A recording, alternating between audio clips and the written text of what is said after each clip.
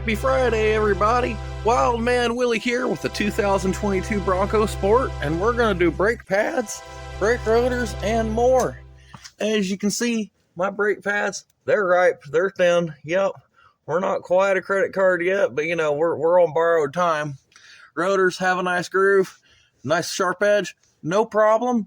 We're going to put brand new on this. We're also going to do the rears and the sway bar links. Folks, my phone is busted. It's been a hard week, so this might be a little shorter video than usual, but I do want to go over some of the finer points when we get in there. This should present itself as a relatively straightforward brake job.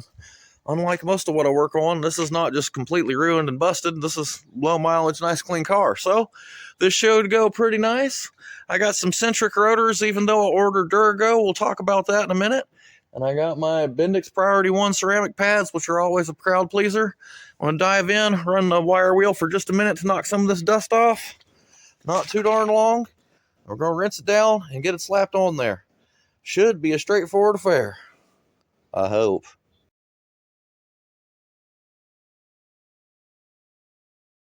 Okay, folks, got that taken down without too much fanfare. We do have a heck of a ridge on that rotor, so I did have to use my I got a little crowbar, a little miniature crowbar that I used to massage the caliper compressed in just a little bit to get the pass to clear that ridge, as your inboard pad is in fact the kind that clips into the caliper. So you'll be a little careful of that. Not much to it though, it worked for me. Your slide pins on this one, I used a T45 to get those backed out, and I just pushed them flush with the unit. I'm going to pull those and lube those. I'm going to clean the hell out of the inside of this caliper too, and clean up the rust surface off of that hub. But yeah, no, we were just really thin, really ready for me, for sure. Yep, not going to complain. They came, they're here. We're going to make it rock.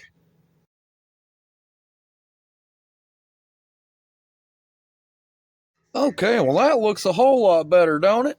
Got my nice new fat pads installed, got them date marked, got my new rotors installed, got them date marked, but when the wheel's on you won't see that. Got my little marks that those were done, cleaned up everything real good, lubricated the slide pins. Don't forget to take the cap off your reservoir when you compress your pistons. Of course I didn't. I got a comment on one of my videos the other day that someone was thankful that I actually showed that. So we'll mention it. Remove your master cylinder cap before you go to compressing calipers, because that juice got to go somewhere. I had to clean up this one piece of hardware. That didn't come with the new kit. So be it. Nothing wrong with that. And oftentimes the aftermarket ones are kind of a bastard anyway. So that's on it. Now we're going after these sway bar links. Somebody else told them where they were bad. These are plastic-headed sway bar links, and the replacements I got are of similar construction. There are beefier aftermarket ones that look way different, but so far I don't see anything wrong with this side, but we'll find out. Maybe the bad one's on the other side, or maybe it's on the back. Either way, time to change them. I'm not particularly excited about that design for longevity, so we'll knock it off of there.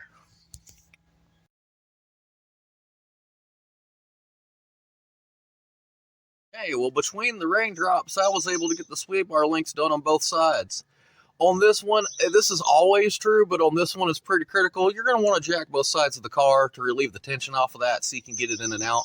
That's also going to make it a lot simpler to be able to just pull and turn so that you can get this guy to come out of there. As you can see, that's a very low clearance situation between the wheel speed sensor and where that ball joint head would be. Now, note the plastic ball joint construction on the metal rod. I don't love the concept, but these looked as close to the OE as possible. The aftermarket ones looked bigger and meaner, and as much as I like that sort of thing, when I saw how weird they were, I'm kind of glad I got this kind, because I don't know, folks, if there was a proper-ass ball joint on that with a grease fitting, I believe it would nick that, or come so close it would spook me. Anyway, that is down. There's the old ones off the car, and just an example, I've only been working on this a couple hours, and look at that rust grow. Oregon will do that on a rainy day in summer, which generally don't happen. Anyhow, now that I got one corner brakes, both sides sway bar link, now we'll proceed on corner number 2 brakes.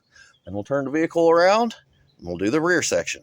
All right, folks, well, I sure seem to be taking my time with it today, but it's very much been a between the raindrop situation, and I've damn near run the wire brush off my die grinder. So, wore out brakes off front of car. Nice shiny new brakes on front of car. We got a sway bar link done. We got everything marked, everything looking great. So that's that together. What's up next is for me to get this up in the air, put the wheels back on both sides, do a little test drive, and turn it around, back it in, and then start on the back set. It looks like the procedure to release the electronic parking brake on this is pretty easy. I will try to give you a slide showing what I found out it is, but it's the tap dance method, it appears. So I'm kind of thankful for that. That makes it not so freaking bad sometimes. Anyway, front's finally done. Let's get the back done.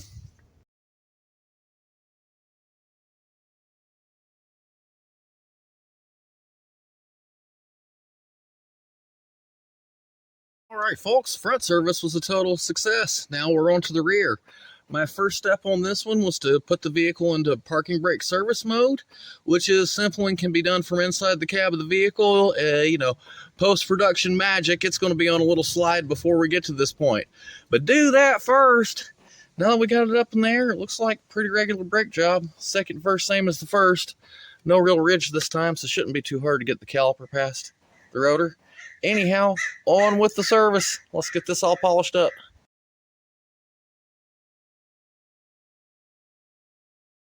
The sun is trying to come out, and that's good. Things are going a little bit quicker now.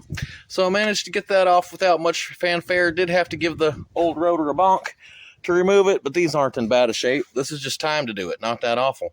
So I'm going to clean up this face, get my new rotor on it, and we'll go back together.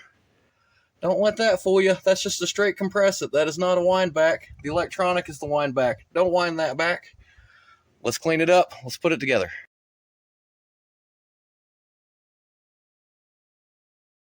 Wow, don't that look nice and shiny? We got the new rotors on. Those are good coated ones. We got our pads installed, all signed, dated, marked. Came with new hardware for the back this time. That was good. Lubricated and cleaned the slide pins. Got the bracket all bolted together and marked. Got my Torx, my slide pins back in. So everything's happy here.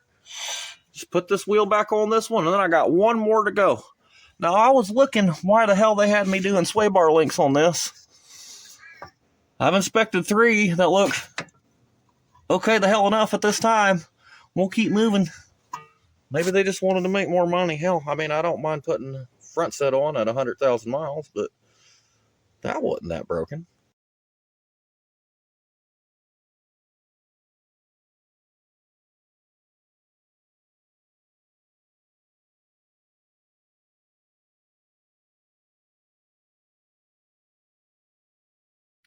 Well, it's been quite a slog between the raindrops, but we've got it all done.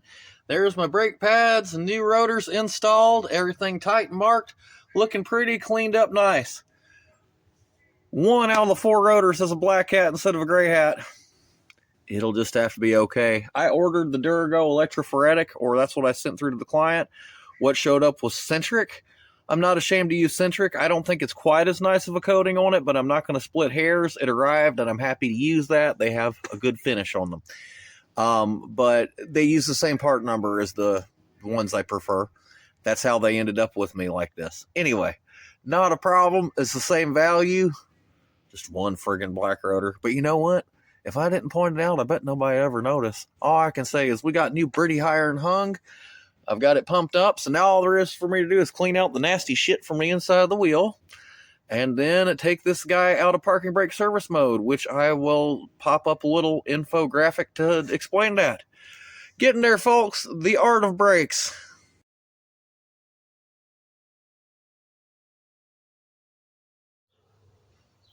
All right, got my brake reds cleaned off, got the fluid to about the correct level, daubed some out with a clean paper towel, marked my max line with some silver so that's easy to see. It's time to take it out of parking brake mode. It's on 4 wheels. Let's get this thing rolling.